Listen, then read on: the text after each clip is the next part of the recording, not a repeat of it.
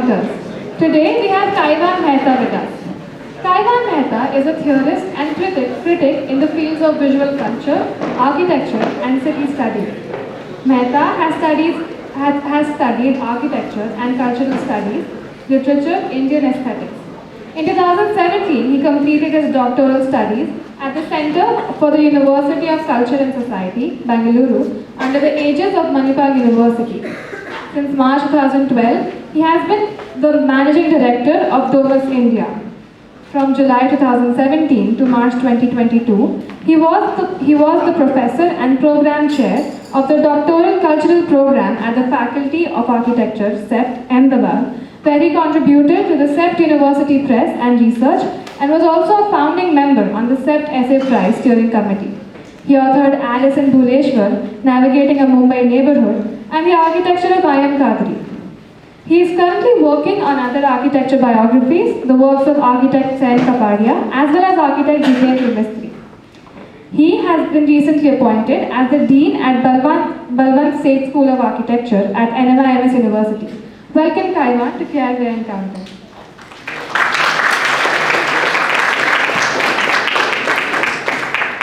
Thank you very much, and it's a bit crazy to be speaking here because I've spent 11 years of my life in this building and in this hall running out of the Encounters sessions when we had them, and we were noticeable because we were just 40 on campus, kind of a thing, 40 into 4, maybe about 120, 160 people, so we were noticeable. But yeah, and all the annual days and different kind of lectures, Shigeru Ban and Edward Soja and all of those that I used to organize at that point in time, running up and down, sort of introducing the speaker, etc. So it's a different feeling to be kind of a guest lecturer this morning here, but obviously very, very, very happy to be in this place with all of you who in some way or the other are my juniors in some sense of speaking. What I'm going to speak today, it could bore some of yours, so feel free to leave after you make a judgment for yourself. So, but make a judgment for yourself in that sense. What I'm speaking about is a certain practice that I entered into without consciously thinking about it, very frankly.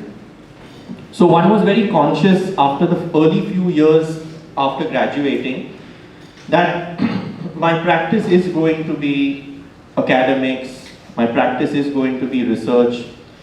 I didn't use the word theorist or thinker till quite a late while, till at least about 10 years after my graduation, when other people introducing me referred to my work as some kind of theory in architecture, etc. But at one point in time, I suddenly realized that I was doing exhibitions. And this was a practice that shaped or emerged also at a time period when the art world was booming. Every designer, every architect also wants to be an artist, which I'm extremely skeptical about. And also this kind of mode of making and doing exhibitions was becoming popular. And I've always been very sort of interested as well as careful about understanding how we all shape our roles. You train as something, you train as an architect. And whether I've studied literature, whether I've studied cultural studies, I always say that my primary functioning and my primary thinking remains to be that of an architect. And essentially, whatever I may have done after the 5 years of graduation, I think the fundamental is the 5 years of graduation.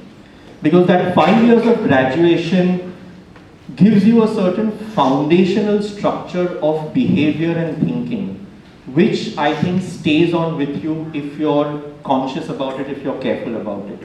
I remember a lot of students, even when I was teaching here, would say that, oh sir, we don't want to practice, like you, we want to write or we want to do something else. And I said, that's not the right attitude, because when you're training as an architect, you're training as an architect as one who's going to build, as one who's going to make and shape things. You may make and shape things later in a very, very different way. But the fundamental notion of how you look at a built fabric, the fundamental notion of how you look at built objects, I think that remains as the core of our thinking and our behavior. And I keep saying behavior because I think there is a structural way in which we think about the world, and we think about the world through architecture. And I think that's been my sort of pursuit as somebody who teaches or somebody who writes, is to engage with the world through architecture. And I think I like to sort of clarify this very strongly, because I think if any one of you is interested in shaping a practice that is moving into spheres other than the normative practice of architecture, I think some of these questions need to be sort of clarified and sorted in your head. They also come over a period of time, the more and more experiences that you individually go through. So in that sense, for long I have spoken about the idea of working with exhibitions, or the notion of what an exhibition means, because it just became the mode of operation. And suddenly at one point I realized that between 2016, which is when, along with Rahul Mehrotra and Ranjit Hoskote, we co-curated the State of Architecture in India at the NGMA in Bombay. From 2016 to literally last year, I just realized that in about a span of 7 years, I had done 7 exhibitions. And I'm not saying this in a kind of a show-off fashion, but I was myself a little skeptical and scared about the production that I was doing in that sense. Like, why am I producing an exhibition a year? What did that mean? So I think it is about the fact that had become a mode of working with certain ideas. So let me sort of go back to some time around 2008 when I did my first exhibition. At that time I was a research fellow at an academy in Germany, and I had finished the first 6 months of my research period. And the director, they sort of every 6 months put together an exhibition of the different fellows working there.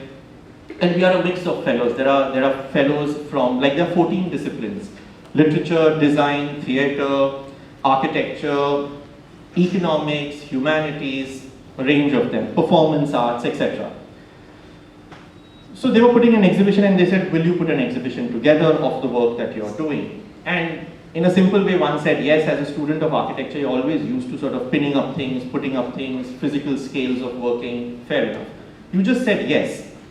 The last 15 days I was cursing myself when I was putting up that exhibition, because I'm also a person who doesn't like my hands getting dirty. So working in the workshop, working in a site is something that I don't get thrills about, although I've taught construction, building construction for years, taken students to site, etc. I just felt that there was too much of my bodily engagement in putting an exhibition together. As a writer, it's very simple. You sit at a desk, you sit at a desktop or a laptop, and you type. And I said, why don't I simply restrict myself to that mode of working? Why do I have to do this physical exercise? And I was working in Germany, where there's a lot of self-work. Like here, it's very simple sometimes to say, ye nail laga ke do, ye karke do, wo la ke do, ye trolley kheench ke do. There you're literally sort of doing everything yourself. If the frames have arrived at the door of the academy, you bloody go there, receive your frames, get a trolley from the workshop, load your own frames, put them on the trolley, bring them back here. You're carrying sort of vitrines that are double the size of this table to your studio, filling them up, then taking them to the exhibition space. It involved a certain kind of a physical and bodily engagement, which I was not sure I wanted to sort of do.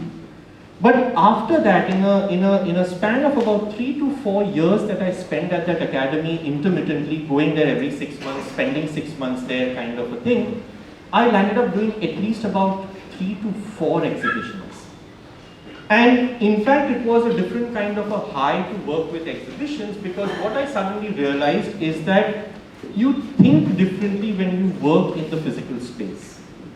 So the way your material changes its form and structure is very different. So you're working with a photograph, and when you're writing, you can make a collection of photographs. When you're, say, working with a city neighborhood logic, you may have a lot of photographs, you collect those photographs, you may pin them up on your board, you may put them on a table, lay them out on a table, look at them, write about them. But when you have to start sort of displaying those photographs, when you're even thinking of very practical things like what is the size that I would display this picture at? How will I display this picture at? What is the size of something going to be? So literally I was at that time working on the idea of the ornament, which became my PhD subject, which is to look at the details of ornament to talk about an urban experience, to talk about an urban history in that sense. And I was working there in the mode of the catalogs. So I don't know if you're familiar with these 19th century catalogs of design, but basically I was doing kind of a theoretical procedure in the cataloging mode. And what I did is, rather than sort of doing a catalog which would normally be about this size, I was sort of blowing them up to A0 size, framing them and putting them large in space. So you literally had a book that was opened up in space, and simultaneously I was working with city archives. There was a small project that I worked on called Not My City, which is, I was working with Bombay for years, and then suddenly I'm pushed into this place called Stuttgart, which is not as, technically everybody says it's not as exciting as a Bombay or a Paris or a London or a Calcutta or a Delhi. And it is a place where I joke that even tourist literature you find in German. How do you access places that are not your home city? So I suddenly sort of embarked on a project which was to imagine, how do you understand places and cities that are not your home city, that are not your birth city? And many conditions can produce this distance between what you're studying and what you are, and how do you bridge that distance? What are the methods you develop for that? And I was traveling a lot of cities in Europe, collecting a lot of material, because I work with a lot of collected material, which could mean YouTube videos, which could be music videos, but which could be photographs of cities, which could be objects collected in cities, found objects in cities, etc. And I started developing an archive. And basically what I did is, the way I was organizing my studio with different kinds of archives, I shifted the whole studio into the exhibition space. And it's a very different way in which then people react to your material. Because people react to your material in a very different, again, visual as well as physical way, as against the reading mode. And that sort of, how much ever I cursed myself for sort of agreeing to do an exhibition and the tiredness of doing an exhibition, at very early I sort of realized that the exhibition has a certain process, not only in which you shift your thinking mode, but also the viewer is forced to look at your material or engage with your material in a different way, and then to sort of constantly observe the viewers or the audience becomes another layer in which you sort of enhance your research or work with your research. So these few learnings, and then to sort of, explore, like one exhibition that I did was actually around the Baroque castle. And there were these sort of caretaker buildings, and it was an ellipse around the Baroque castle. And since I was working with ornament, what I worked with is I took a lot of photographs of Bombay, but totally decontextualized, very details of architecture, put them, because it's Germany, you have double panes everywhere. So you have to sort of open each pane, put a photograph in between the two panes, and what would happen during the day, because it was summertime, the Baroque castle would reflect in the window panes. So the ornaments of the Baroque castle would overlap with the ornament details that I had photographed in Bombay, and most viewers were confused about the location of the ornamentation, or sometimes the reflection looked more like the photograph looked more like the reflection, etc. So one also realized that the exhibitionary mode allows you to think about your material in different ways. But this also sort of landed me at least once in a severe problem, which is a gallery in Bombay asked me to do an exhibition. At one point I did an experimental exhibition, which is for 1 week the gallery gave me the space. And I said, okay, I will convert the gallery space into my studio space. And all the different exhibitions that I had been doing during my research fellowship period, in miniature form I got it into the gallery space, and some other material that I had collected, etc. Now obviously the gallery had a very different audience visiting it. So some was kind of our circuit audience, artists, curators, writers, etc., who saw the material as, yes, this is Kaivan, this is the kind of work he does, this is the kind of work that he has displayed, fair enough. But the gallery also attracted a certain audience who then started inquiring if they can buy the photographs, for example.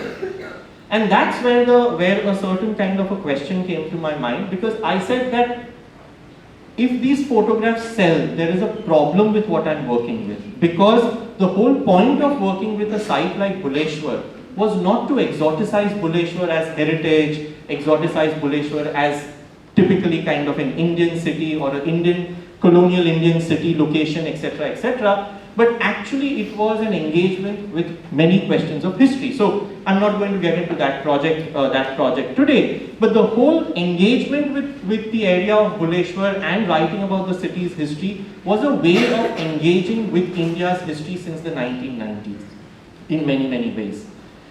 So if the photograph starts selling as these kind of pretty pictures, then it defeats my purpose. I can say that the selling activity can be separate from my project, but it creates a certain kind of a crisis in your project, because then it's only a certain kind of a financial model that you're allowing. So one was trying to negotiate, okay, can my photographs be sold as a package, as a certain kind of, they said, you give us the sequence, we are ready to buy the pictures in the sequence that you give us. But then it also had the logic that these were not photographs as in terms of art photography. These were photographs that were essentially, a lot of photographs were collected by students from this college when I used to do these workshops as part of my humanities teaching courses, when I used to do oral history as a part of humanities.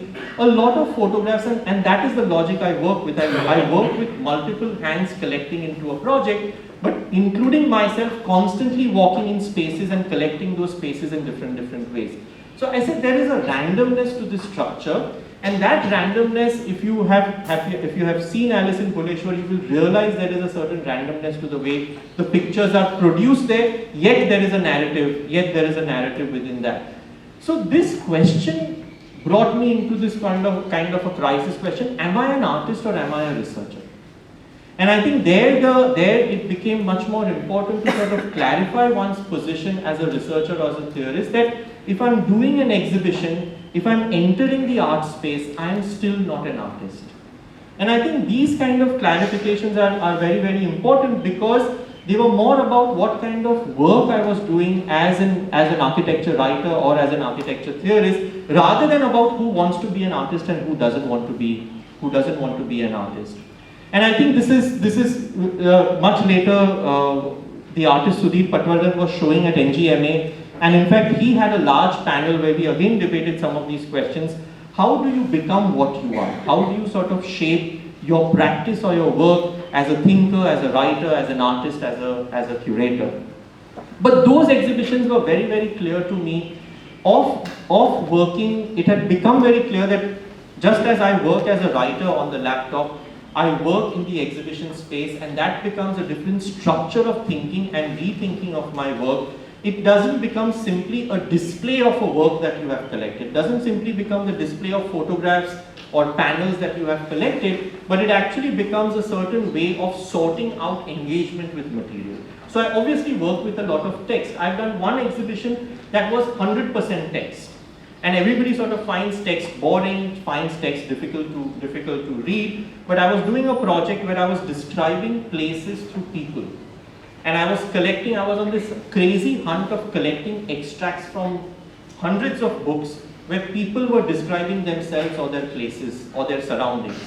And I had an archive of about 80 extracts, which I typed literally myself. So I was retyping them again. And in the process of retyping, I was retyping sometimes the text. So I was graphic organizing the text myself while I was retyping. So the content doesn't change, but say if I found a sentence very exciting, I would type it 2 times or 3 times in that sense while my typing. So the reader would go through that experience of what I was going through the experience of reading somewhere in that sense, or at least that was the fun part of it. That was not the expected agenda, but that was the fun bit of it. If I loved the word ringing, then I would just play that word again and again. It's like, you know, how you play music. You sort of keep playing the part again and again that you like. And that way I collected, I had about 400 variations of a text, all printed on kind of 20 centimeter by 20 centimeter cartridge paper and just displayed on walls. And it was the whole notion of how we encounter spaces, because a lot of people who knew me started reading my own private stories into those narratives. So they would say, Kaivan was saying something here, and I said yes. But people who didn't know me read the material very, very differently. And it was this whole kind of 2 to 3 corners filled with text that forced people to read. And everybody who complained about it, I said, don't read it, it's your option. I'm not forcing you to read it. If you want to read it, you read it. You want to see it, you see it. You don't want to see it. To a certain level of understanding that when you work with material, you obviously expect an audience to look at your material, to engage with your material. But an audience also sometimes has to align itself. And if the audience refuses to align themselves with you, that's perfectly fine. So one is very open that there is a reading material that I'm putting forth. If you don't want to engage with that reading material, it's your choice. In my head, I will say it's your loss, but I will say it's your choice. You cannot engage with the material if you don't want. But it puts the onus on the audience to make that choice. The exhibitionary mode does not become automatic, and that's something that I realized much more strongly, and that was the fun or the active bit of working with exhibitions, that an audience has to exercise choice. An audience need not see an exhibition just because you or me have put up an exhibition.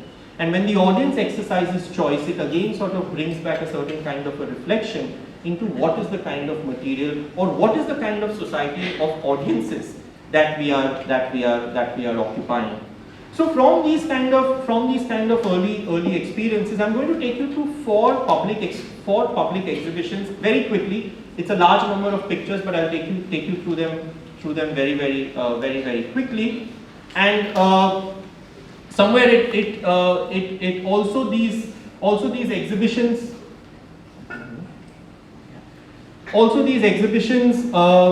in a sense that when one is talking of architecture, as I gave the example that when I started working with the idea of Buleshwar, I started working with Buleshwar somewhere around 96, 97, about I think 96, 97 as a student of 4th year urban design studio here.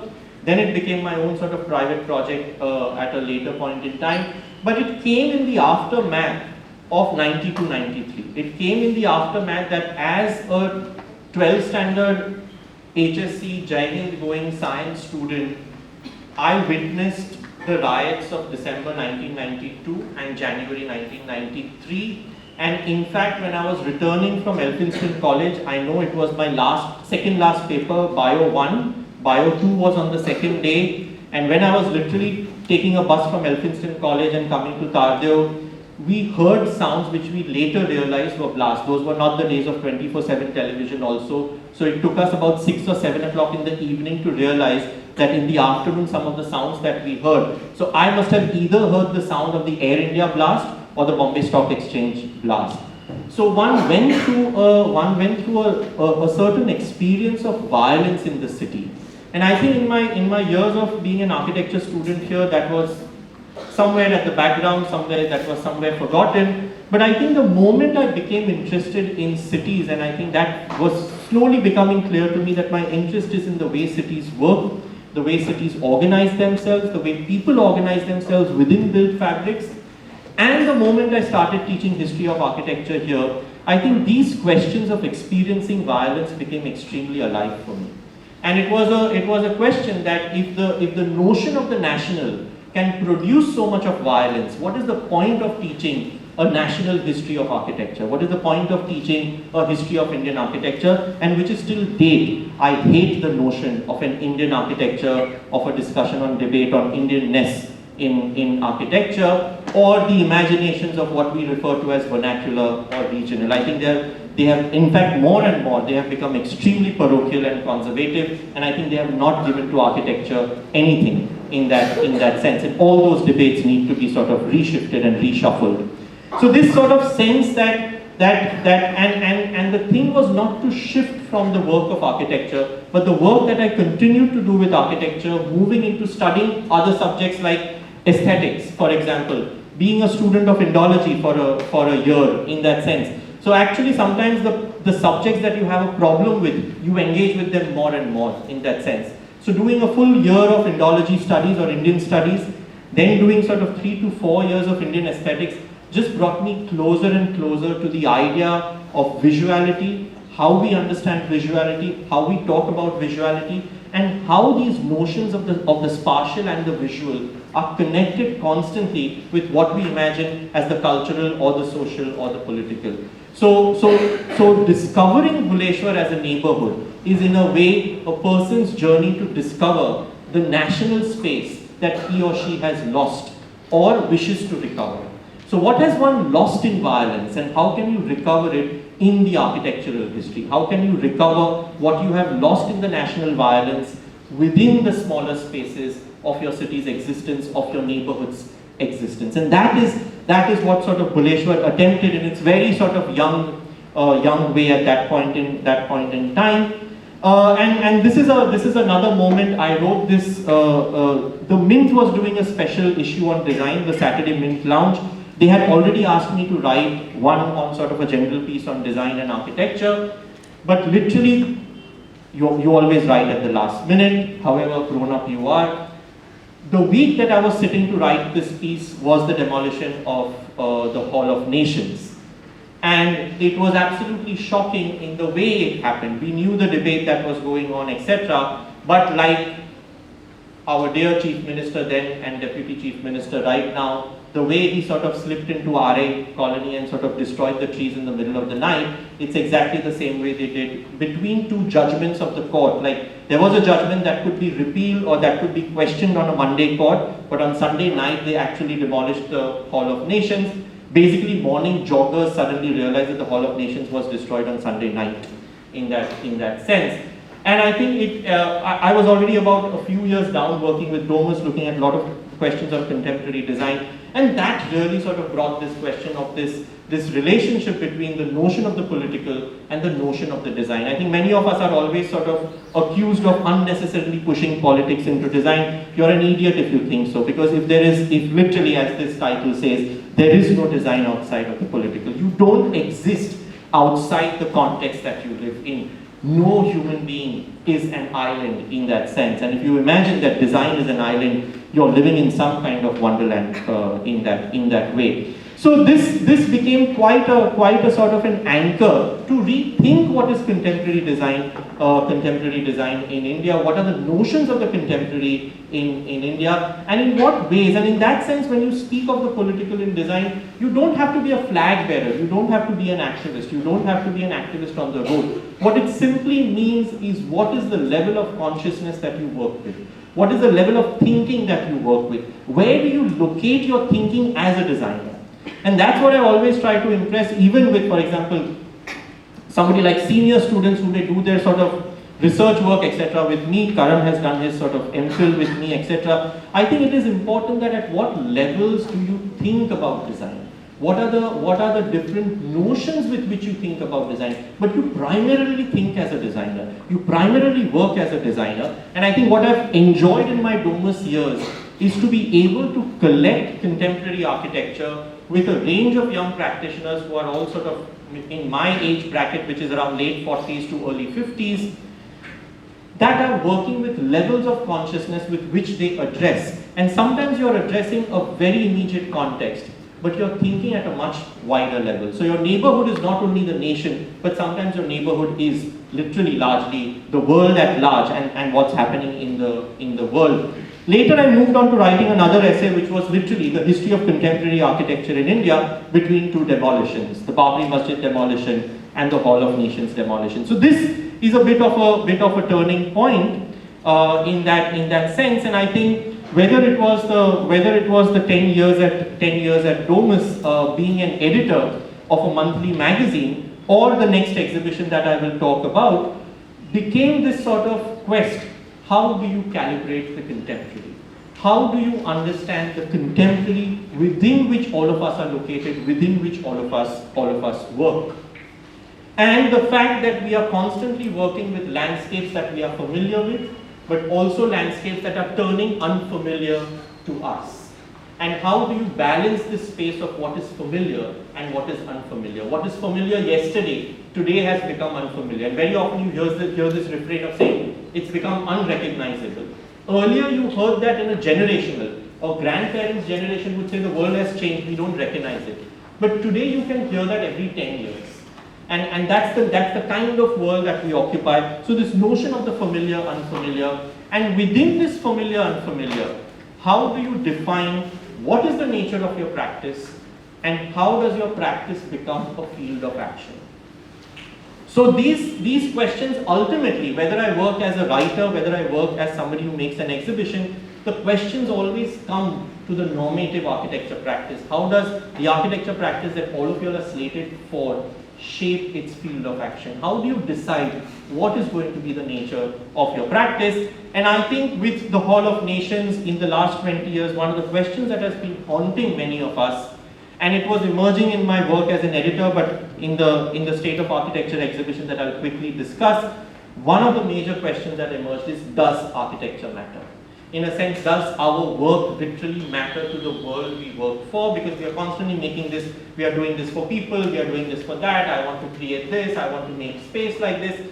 But do we matter? Do we even have an existence? Because when the Hall of Nations was demolished, there was not one single architect's petition that held water in that sense, including the courts had a very sympathetic judge, and the courts simply told the lawyers saying that, I can see the petition you're making, but I still don't see a mass of people telling us that this building matters to architects.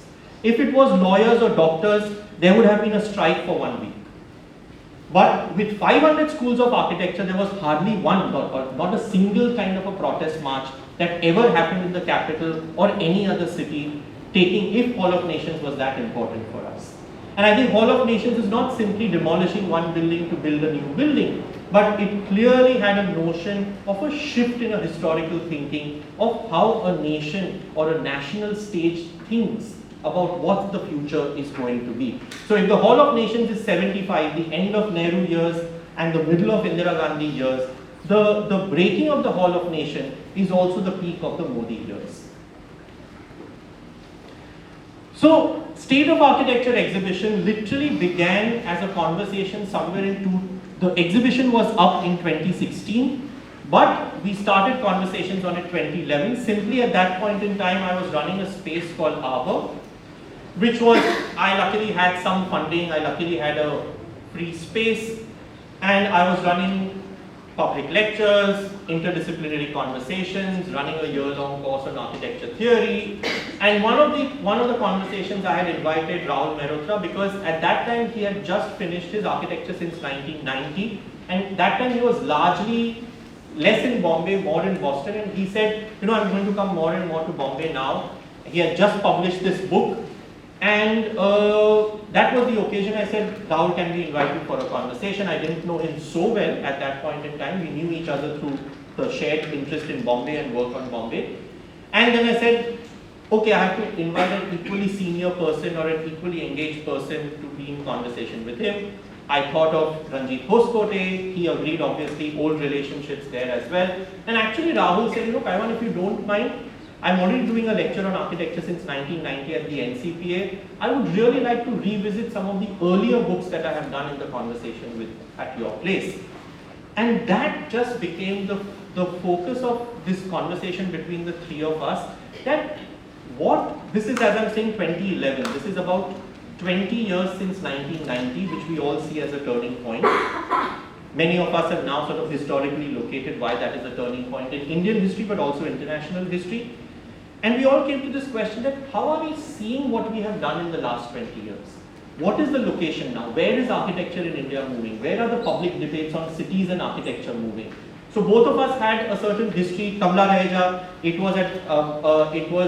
in fact held some of the most important conferences. One conference was on the history of education in India. I still have a lot of people writing to me asking if those papers are in the archives of the Kamla Raheja library. Another very important conference we did was on conservation and public spaces. And these were all parallel to, at that time, UDRI and Max Miller Bhavan doing a lot of conferences and seminars. So we were all part of that. And as the editor of Domus, I had become much more conscious of the way I was documenting contemporary practice in India. And that became this question, what is the state that we are in? How do we make a map of what is the position that we hold as a country, but also as a professional group? And literally, where do we hold ground within a larger social fabric, within larger political debates? Does really architecture matter? These conversations went, and as all three of us, writers working with books, seminars, conferences, all of this, suddenly at one point we said, let's work with an exhibition that will map. You want to map the present? Let's see how we arrived at the present. And that was the beginning of this kind of a discussion. And because we were at wit's end as to how do we map the contemporary, sometimes going to history and chronology becomes the safest route. So we started with the safest route, saying, let's start a documentation of what has been there from 1947 to 2011 or 2014 in India. We just got a small team of researchers that started accounting for this information. Did we have ready books on that material? No. There were a few books. One was John Lang's independent book on architecture history in independent India. There was another one that Madhvi and Nikki Desai with John Lang had done. Rahul Mehrotra in his book Architecture Since 1990s takes a sweep of the 20th century of architecture in that introduction chapter. There was Vistara, the catalogue of Charles Correa's exhibition. There was Architecture in India, that was a catalogue of the Delhi exhibition that happened. Both these exhibitions happened in the 1980s. So we have this scattered amount of books and material, and literally what our research showed up, that since Percy Brown and Bannister Fletcher, there was really no history of architecture in India in 20th century or since independence. Now that was striking. That very banal chronological research told us that for 20 years we've not written, even if you always are very critical of sequential histories, but sequential histories are always a good starting point at least. And there was no sequential history that was existing in that sense. There was a Marg issue somewhere in the 40s or 50s around independence that did that contemporary architecture kind of an issue at that time. So it was to be started making a list of books throughout 20th century on architecture in India. So what I'm saying is that the research was building as we were encountering issues and problems, and that is what becomes very essential, is to sort of, that research becomes an active process. And because we were working now, we had a clarity of an exhibitionary mode. We had got access to the National Gallery of Modern Art, where, if you know, the NGMA is a circular building with literally half discs. So we started, and at one point when we started designing the exhibition, I'll come back to this, we literally said, let the exhibition itself be the chronology. Now when you design a chronology, you have to start making certain decisions.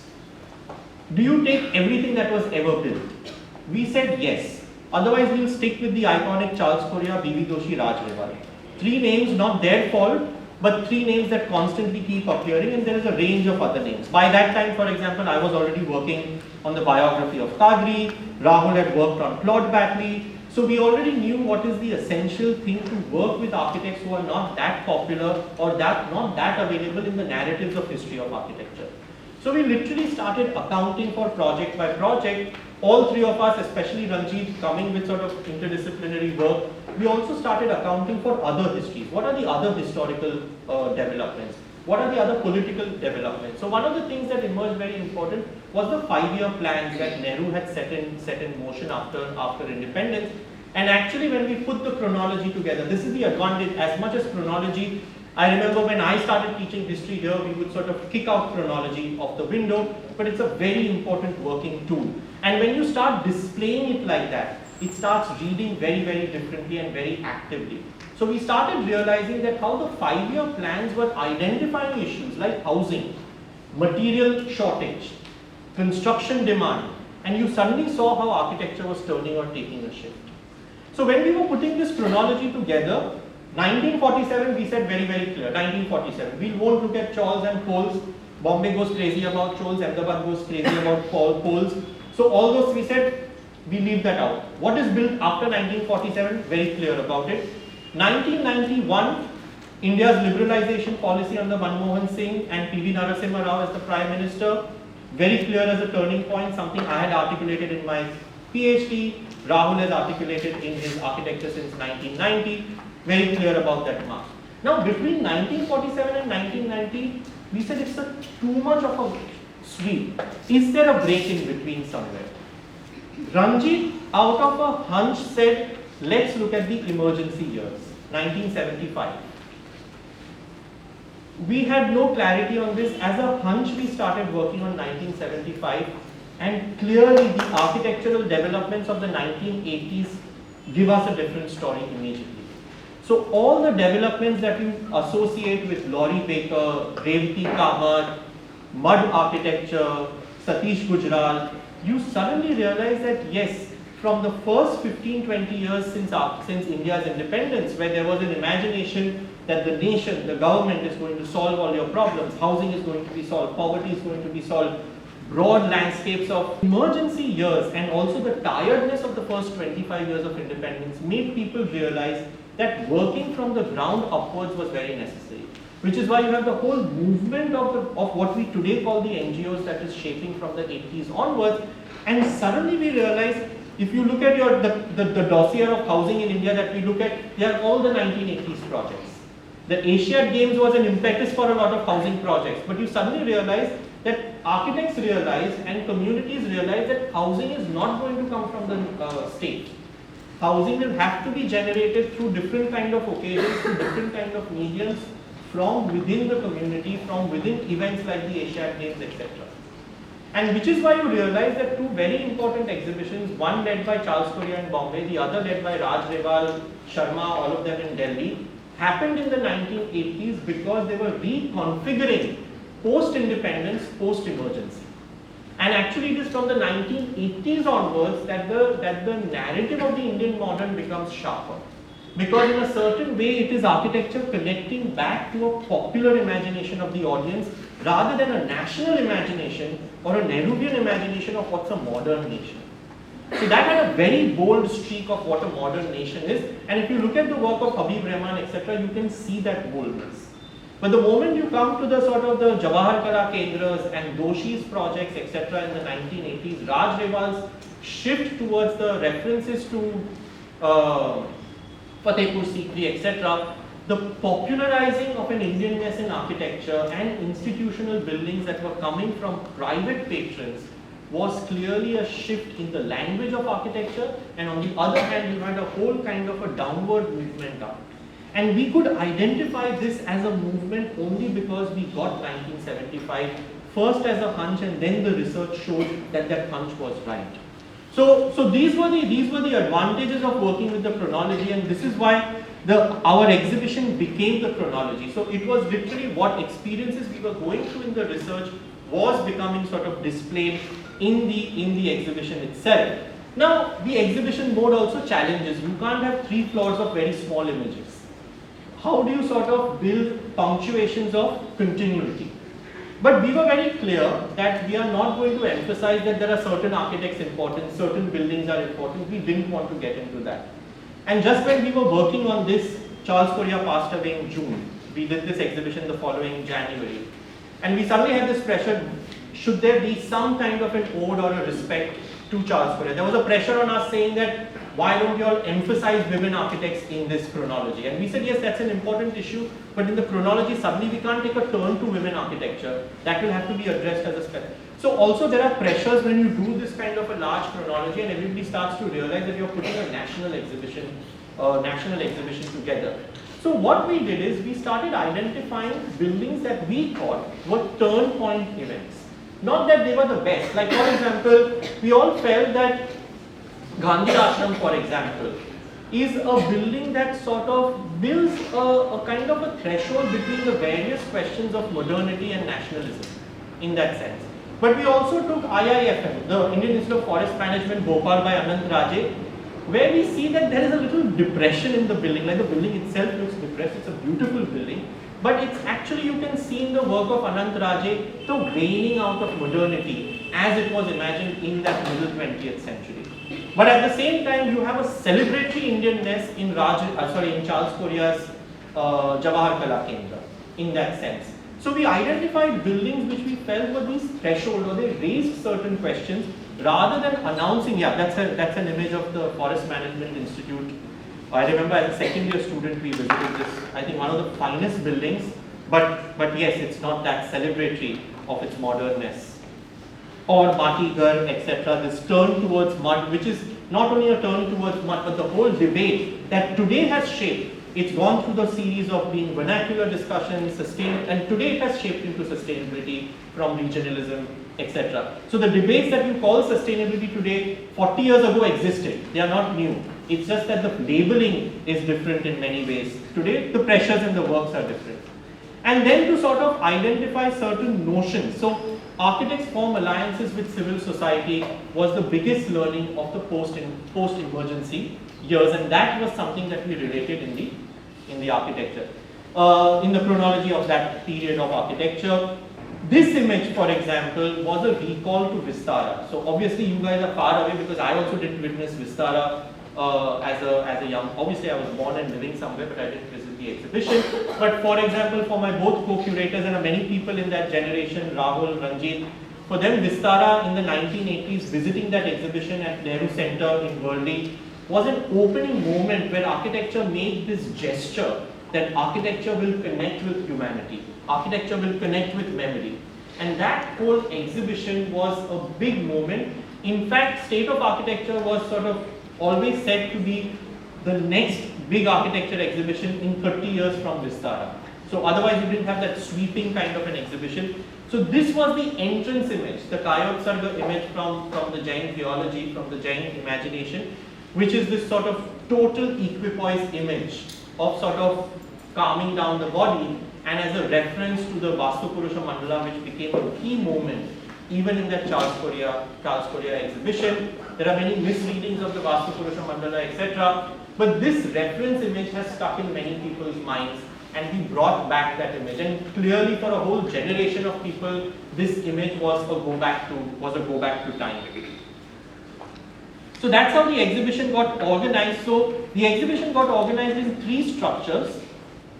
And the chronology was the central most structure because that's where we work with. But while we were working with the chronology, very important questions came about. As we look at architecture as history, we ask architecture questions as if it is philosophy, as if it's memory, all of these things, but ultimately it's a profession. How does the profession itself address itself?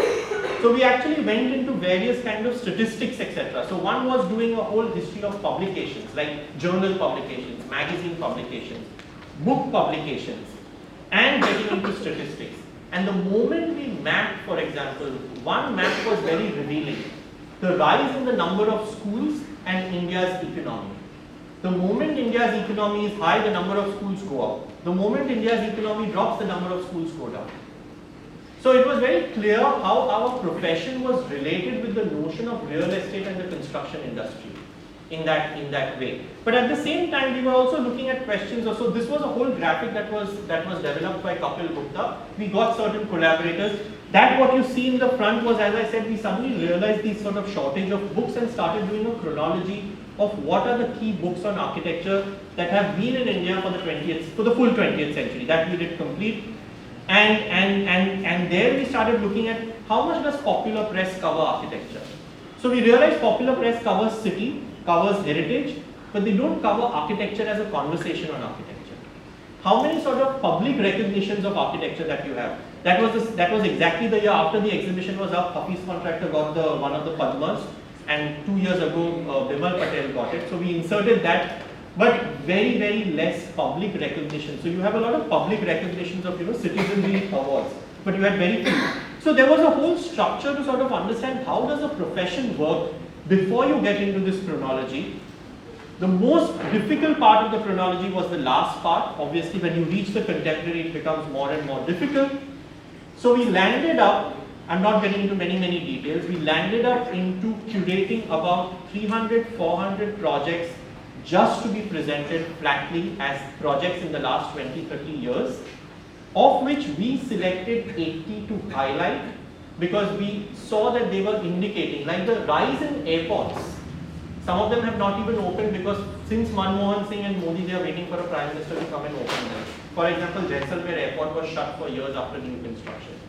So airports or hyper detailed design in sort of small buildings like jewelry stores, schools, etc. So we were looking at what are the typological shifts that are happening in the contemporary. So we separated out that format. And so these were sort of the more 80 contemporary projects. And we got Sameer Padora, who sort of gave us this fantastic skin design, which was really this sort of mobile skin that opened to show the 300, 400 projects that we had collected through a kind of an open call on Facebook, that which are the buildings you think are important in the last 20, 30 years. And we exercised very, very, very little judgment in editing that list out. So it was really like a visual play of what exists or what is being built in India, out of which we sort of curated out 80 projects. That's the only time we have sort of exercised some curatorial selection method.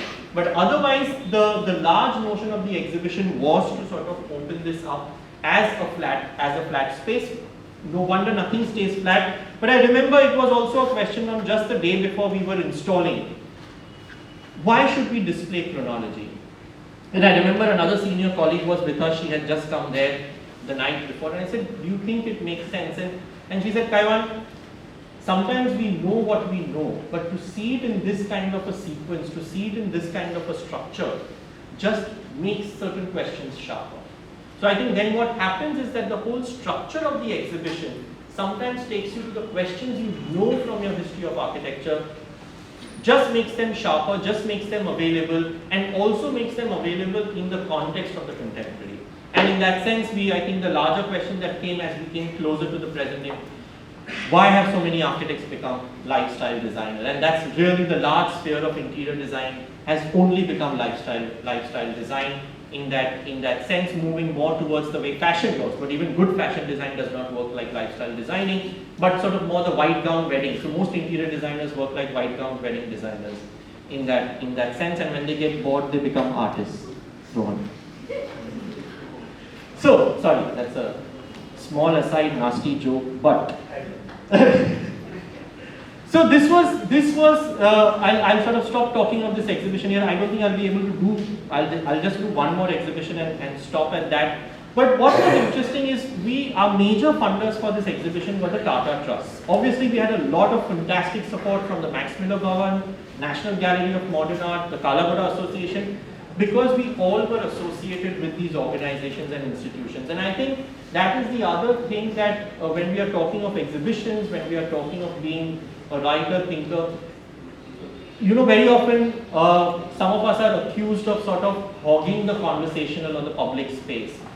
But the thing is that it takes a lot of effort to build institutional relationships for these kind of exhibitions to happen. Because when the State of Architecture exhibition happened, we literally, besides the 2 catalogs of the State of Architecture exhibition, we published 2 other books.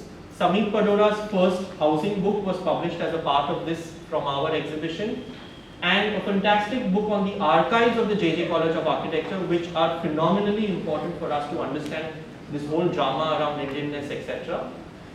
These 2 books, and we had nearly about 6 to 7 exhibitions in series of different spaces, right from the Somaya Bhavan at Fort to Max Miller Bhavan, 2 exhibitions, one after the other, including the unbuilt works of Charles Fourier, 3 exhibitions at the Marg building lobby space. So in a sense, it was also aligning with the exhibition space a lot of kind of a community or a professional fraternity that came together.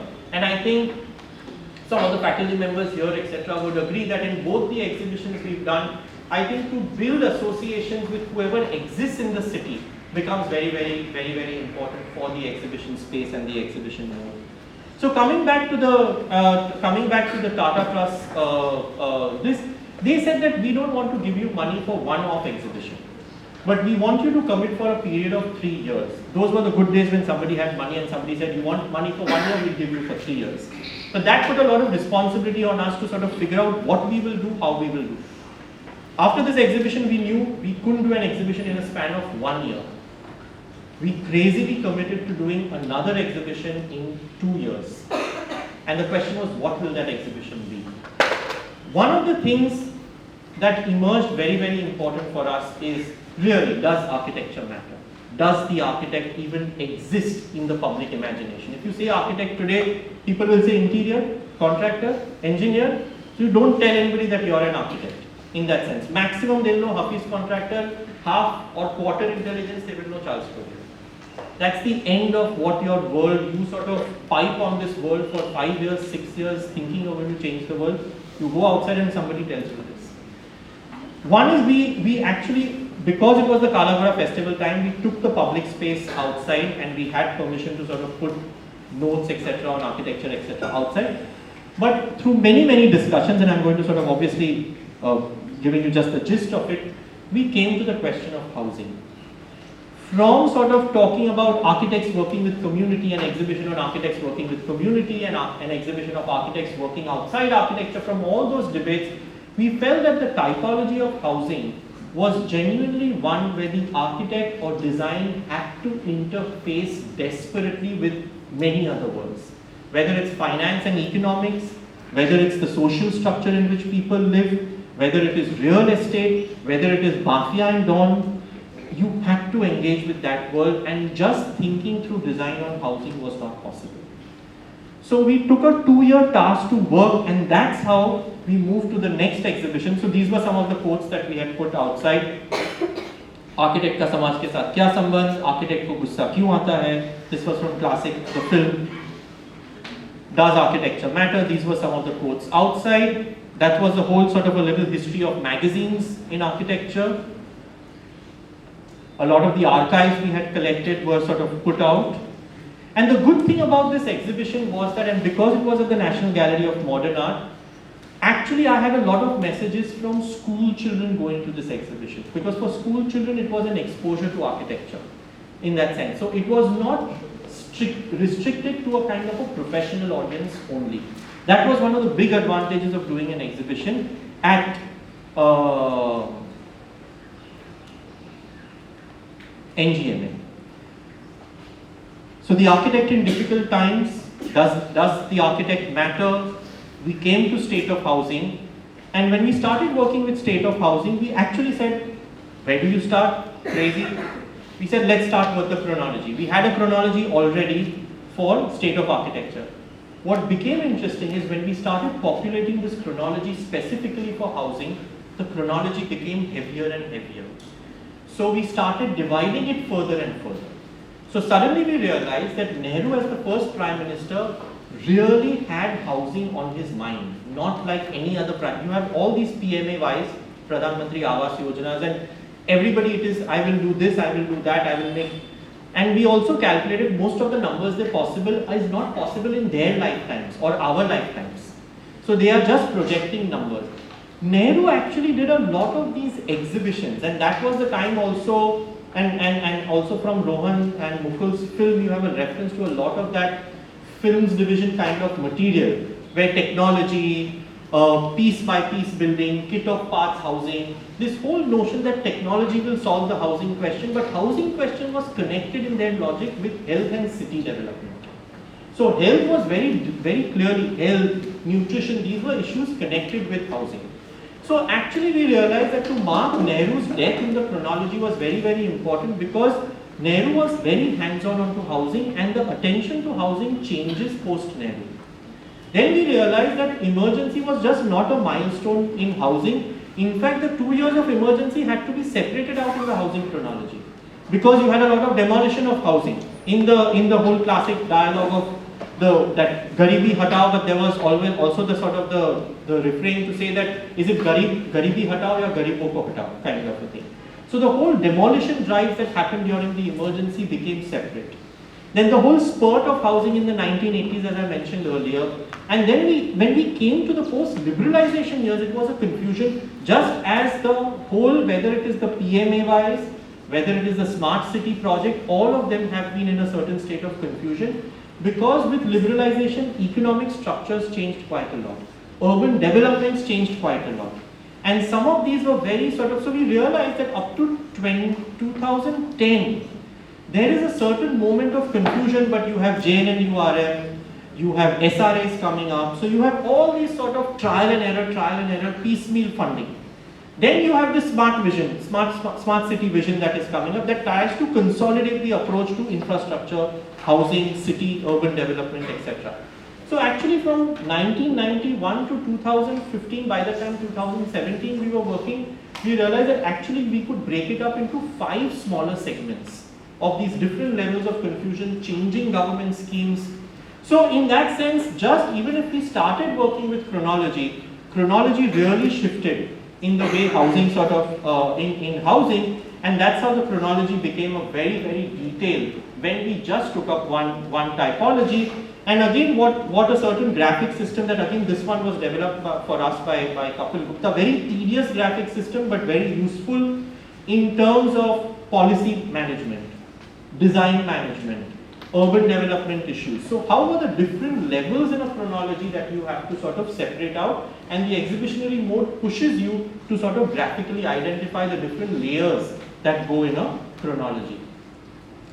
Then we have, like we had done the contemporary in 80 projects, we somehow said that we wanted to identify a couple of housing projects, again only since 1947, that would give us a register of different ideas and developments.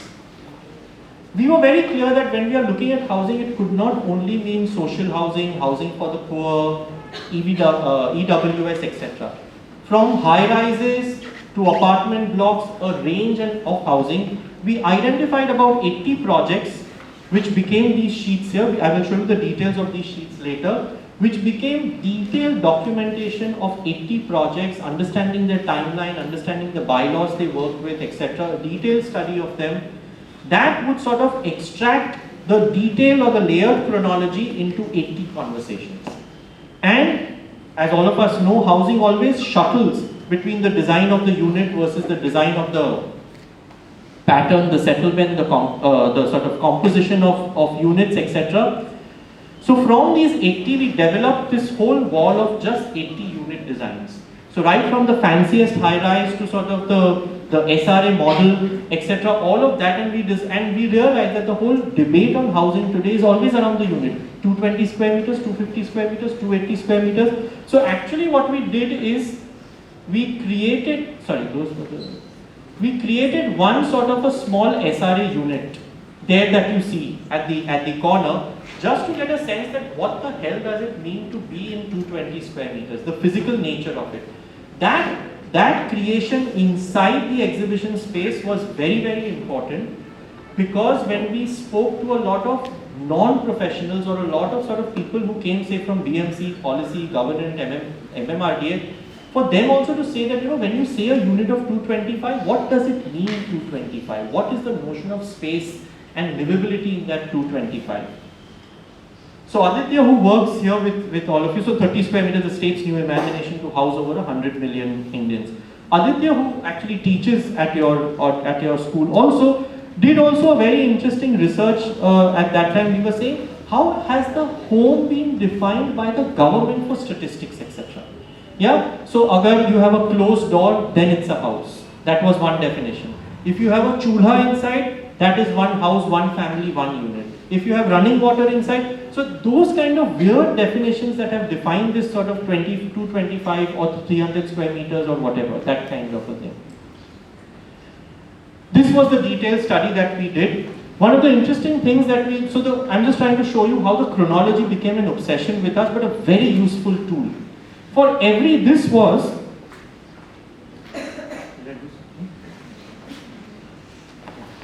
so this is actually the period in which this project happened.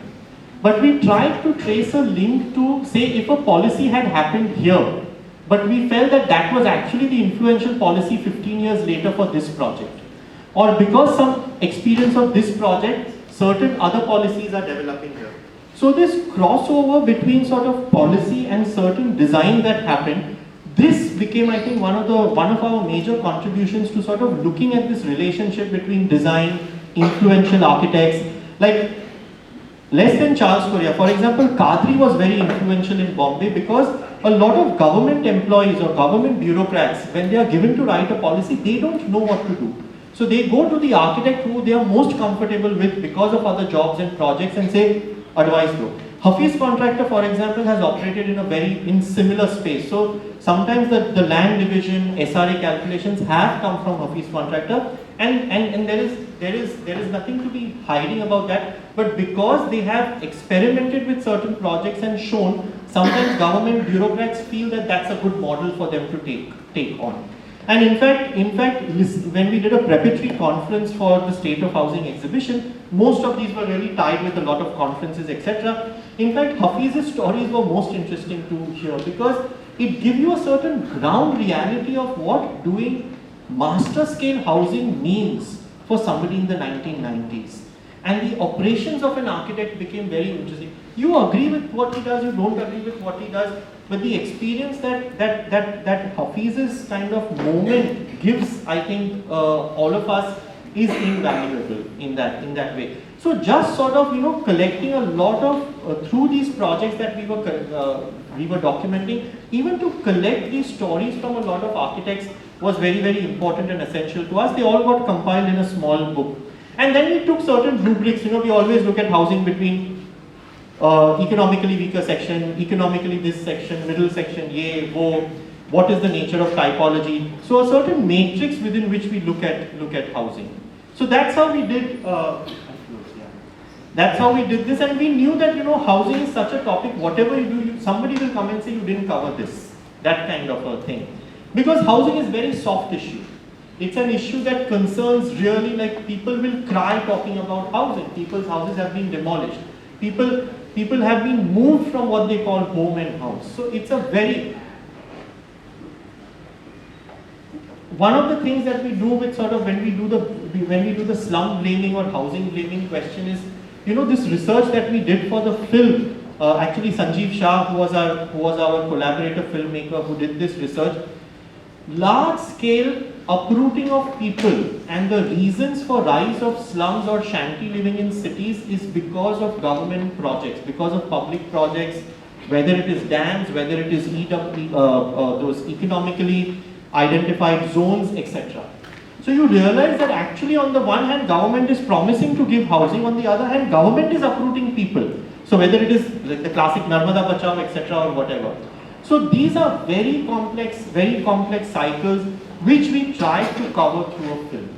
So in the exhibition space we realized that the mode of the film, where it was much more conversational with people on the ground, with experts, with activists, there we looked at the housing stock. That what did we inherit as the housing stock in 1947?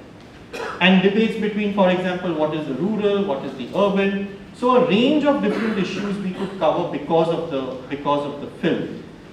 This is that small unit that we had created, where we sort of played. We were lucky to get all the possible housing or city-related films from the National Films Division, and we played all of them on a roll there. And we finally closed, again, something that came out of research. Our team was struggling sometimes with putting connections together. Chronology mein ye ho raha hai, 80 samples mein ye ho raha hai, unit design mein ye ho raha hai, what is this happening? They started making a chart for their clarity. Then suddenly when we saw that chart, we said, shit, this is like a little ecology of housing. Like ministries which look after housing keep changing. Then we actually developed this kind of an ecology chart. We got people like Aroma, Revi, people from other economic backgrounds to give us feedback. So the exhibition making process becomes in many sense an alive research project, and in fact we both exhibitions, SOA and SOH, we kept getting feedback even when the exhibition was up, and we kept adding material as we sort of moved on. So I'll close. There were two other exhibitions that I can go on discussing. One was when I had to, I'll just sort of briefly mention the third one. I won't mention the fourth one, that's a little far. But for example, when I was asked to do an exhibition on Bauhaus in India, and again that why I'm talking about that exhibition last 5 minutes is because again that had this notion of connecting with the idea of India. And from my quick history of architecture that I think I know decently enough, I said there was no major connection between Bauhaus and India. We all love the Bauhaus, we all jump at the Bauhaus. But even we have sort of elements from the Beaux-Arts as well as we have elements from the Bauhaus that came into the JJ College of Architecture mode of teaching and then flowed into all our colleges at one point in time. And Bauhaus had a very, very specific history with Shantiniketan and Stella Kramrisch, all of them. And there was an exhibition that had happened about the Bauhaus in Calcutta. Itin had come, Kandinsky's drawings were brought here, etc. So I said that's the history, that's a known history, what is it? So just because Bauhaus is celebrating 100 years, I don't have to force India's history into Bauhaus history.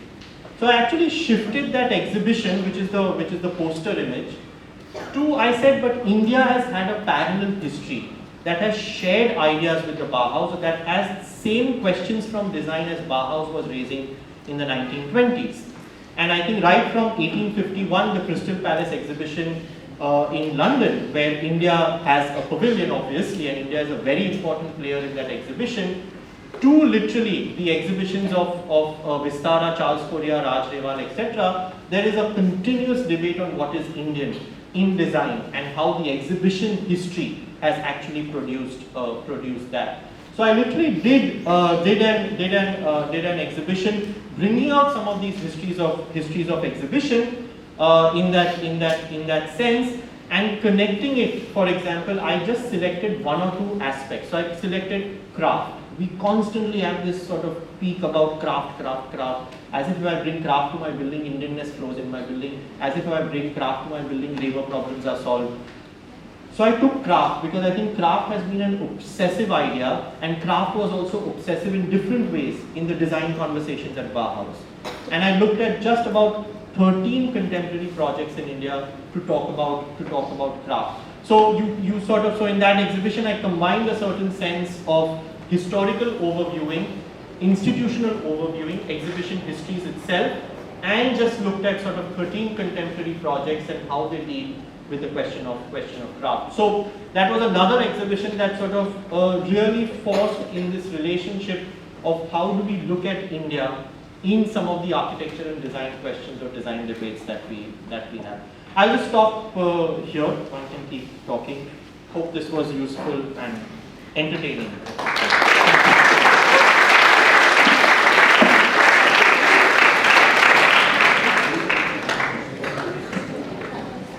Thank you, Kaivan, for that talk. I would now like to call Anish to begin the discussion for today.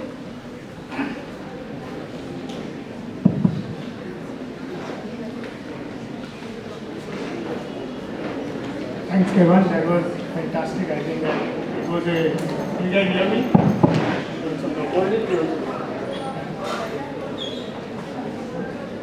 Okay.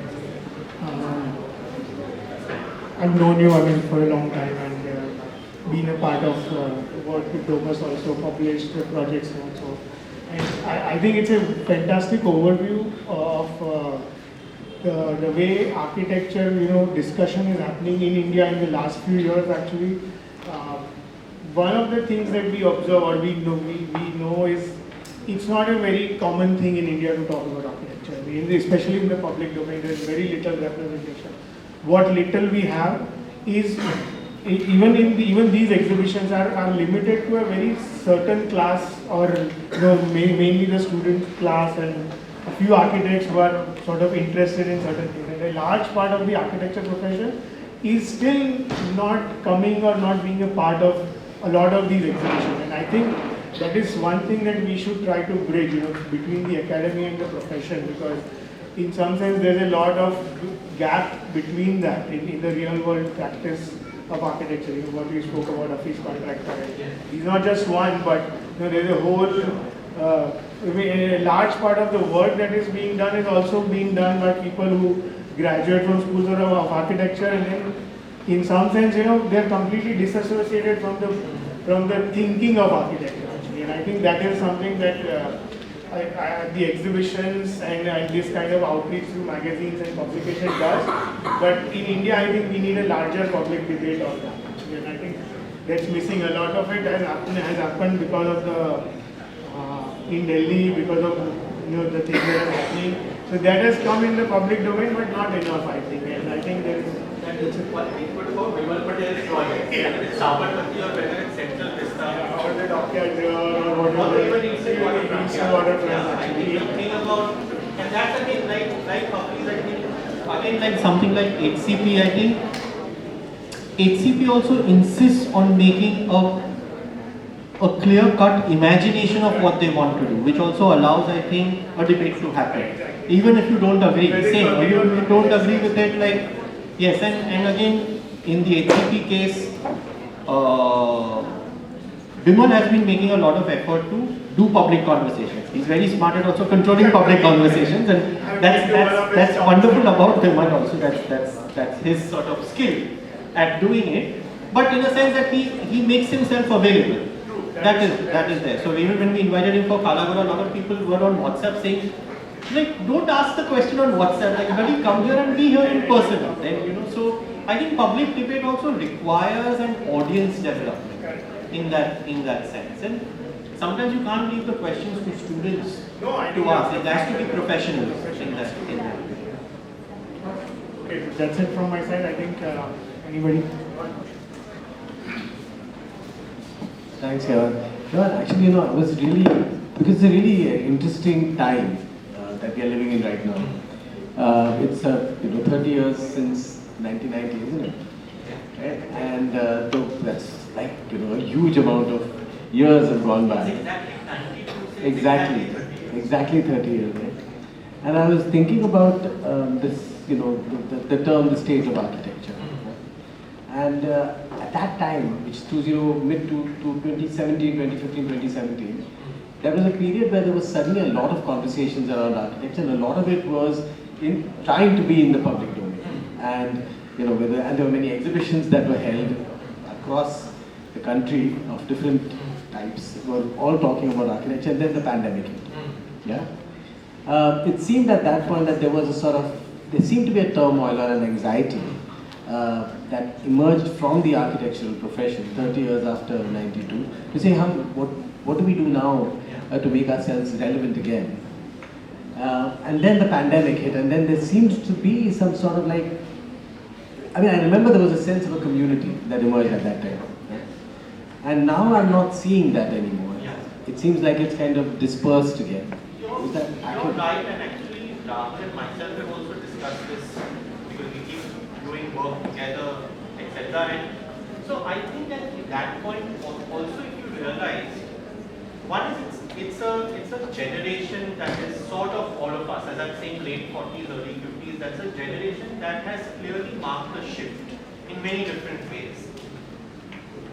You know, SO State of Architecture saw about 100 people during the Kalagoda week, and the two conferences. And what I'm trying to say is that it has taken effort to bring, I think, people together. As much as somebody may accuse us of sort of hogging the public platform sometimes, but it requires one of us, or say a space like the history of what KRVIA has been there, that KRVIA annual conferences would be the movements for a lot of discussions at one point in time, or UDRI's lecture series in December and January. I think it takes one of us to sort of keep the fire burning, because what I was trying to say at that point also, actually people don't realize, but it is a professional job to put a bloody panel of 3 people together. It is not just natural that you can put 3 people together and they will speak and some words of wisdom will come out. The most intelligent person can talk nonsense on a panel. So I think there's also a professional job that has been there in sort of putting together conferences, putting together, say, like the Kalagoda week where you can have 60 speakers. Colleges doing certain kind of focus, not the thing that today every college has access to speakers and because of online every idiot is a speaker. That is also happening. So there is also that plethora of nonsense or plethora of mediocrity. So I think post-pandemic it has also been the plethora of mediocrity. So everybody who has an Instagram page is a speaker in that sense. So I think somewhere it has also got lost in that mediocrity. But I'm saying it does take, because I remember right now, somebody like Meera to Shimu, they all said that, you know, that 3 months of SOA just coming every evening or every time we can manage, it's been so much of recall of memories, so much of questioning of our own practices, etc. And I think the many conversations all of you all have been part of with both the exhibitions. It takes efforts, I think. It's not going to be a natural process. So either people can say my role as somebody who organizes public fora conversation, or our role in terms of being in academic institutions, running academic institutions, to generate debates is going to be our responsibility. It's not going to flow naturally. Like I'm saying, that some of the Kamla debates of that education seminar, or I remember when we did that conservation and public space with Deshpande and Shirin Barucha and all of them were here. We had that spat on Oval Maidan. Yeah, so I'm saying those were sort of important because they marked. Similarly, the public spaces debate at UDRI, the first 10 years of conservation at UDRI and Max Miller. I think those efforts, some of us or the other have to keep making, or something like the book. But I think, for example, what you work with, the film as a medium then becomes another mode, where every time your film is traveling, the exhibition we realize is very difficult to travel. So state of architecture is an expensive proposition, and people, even in publishing, would ask us, why do you need a fee? And you say, it takes time and work. Yeah, can't you do it for the love of labor? It's your love, my labor. So that kind of a thing. So it takes time, effort, money in that sense. State of housing we designed specifically in a rectangular box. And that will be associated with both editing as well. And not to forget that all your training and your initial works, be it Alice in Bhuleshwar, all vernacular, all your training in history has all been in some sense conventional.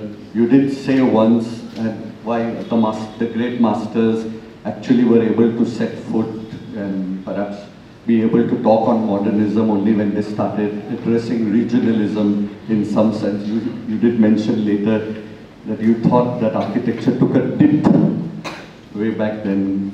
Could you elaborate, considering you're talking at a college with students whose depleting interest in history is something of a concern? Yeah, thanks. No, so as you said, I myself have worked with ornamentation quite closely, and I think when I've worked with ornamentation, I have a full-fledged piece on Shekhawati, besides the full book on Bhuleshwar, that could be accounted as vernacular in some way.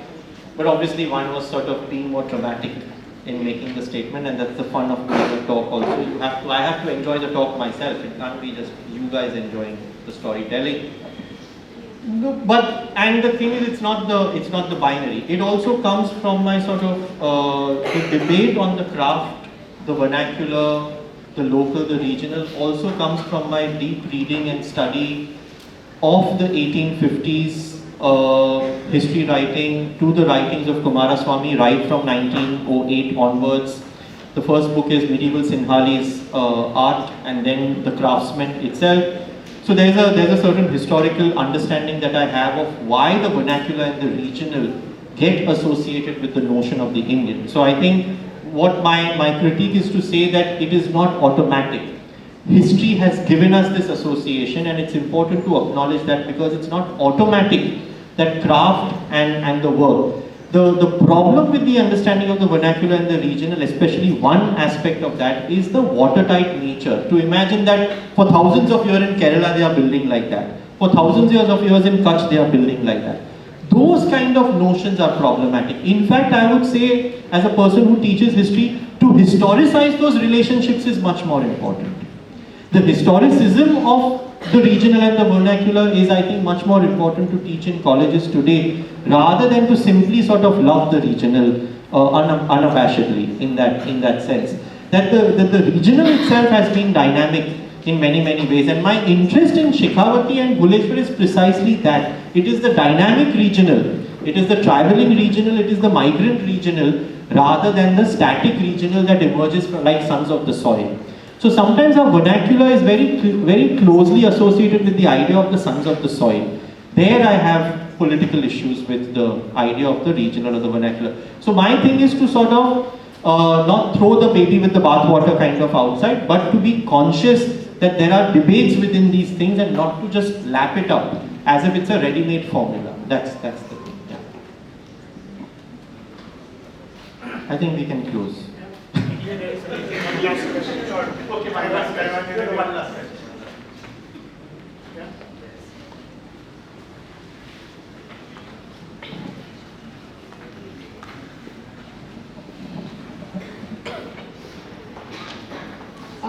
So since the pandemic, I think, how do you see the exhibition as a space that turns into a digital space, since a lot of it has been in the digital media?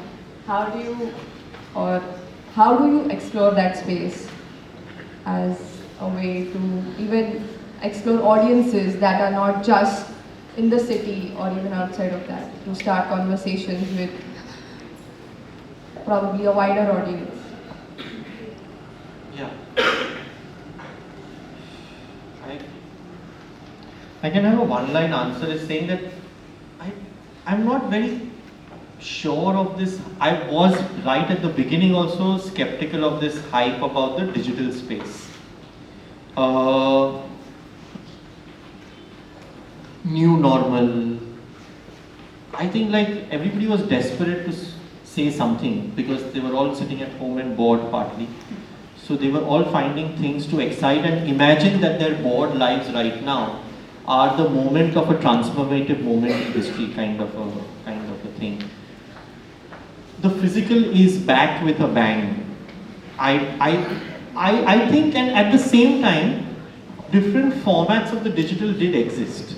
It was not that suddenly, it's just that it became more popular, it became more common, it became more usable. And people used it to their advantage for sure. I think the fact that we have access to both with equal ease today is useful. But if I had an option, there is a certain materiality to, as I kept saying, you know, there's a bodily movement to the exhibitionary space. So, like for example, I just quickly went to the images of the Bauhaus exhibition. It's these 4 frames suspended in the middle. So there's an island, and there are 4 frames suspended, and it's a very small space. It's like, I think, even maybe 1/4 this big hall, or less, maybe 1/6 this big hall. It's a very small space, very tight space. And you can imagine, this was a very large exhibition. This was the only space with India. It was extremely colorful, not because it's India, but because I used material in a certain way. It pushes the body to move and experience and see in a certain form. I think even with the sort of the walkthroughs of exhibitions, you can't simply do a walkthrough of this on the screen and say that's an exhibition digital. Digital exhibitions will have to be reimagined as a whole spatial visual experience differently then. So even for example, when we did the 30 years of RMA, there was an offer to do that as a digital exhibition. So we said, fine, if you want to do it, then you just can't simply convert the floor plan into a digital thing. For example, if you've seen that exhibition, there were a lot of models. So can the digital, actually sort of we make videos of going inside the model, working with the model, going to the studio space.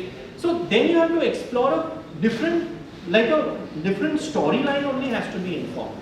Just sort of taking the model of the physical and trying to just replicate it in the digital, I think that is not working, clearly not working.